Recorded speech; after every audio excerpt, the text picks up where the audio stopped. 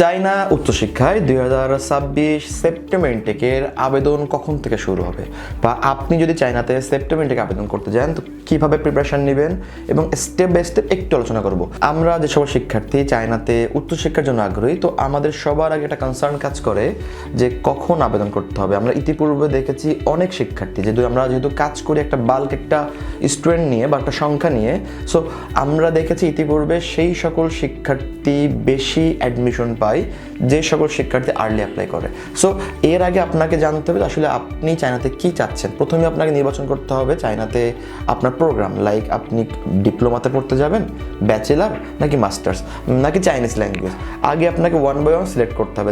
আমি যদি বলি যদি আপনি ডিপ্লোমাতে পড়তে যেতে চান তাহলে আপনার সকল ডকুমেন্টস প্রিপেয়ার করতে হবে ম্যাক্সিমাম জানুয়ারির মধ্যে, এবং ফেব্রুয়ারি থেকে আপনাকে অ্যাপ্লাই শুরু করতে হবে। বা আমি যদি এটাও বলি যে ফেব্রুয়ারির 15 তারিখের পর থেকে আপনার অ্যাপ্লিকেশনটা শুরু করতে হবে। যে সকল শিক্ষার্থী চায়নাতে সেপ্টেম্বর থেকে ব্যাচেলার পড়তে যাবে তাদের জন্য যদি বলি অলরেডি অ্যাপ্লিকেশন শুরু হয়ে গিয়েছে।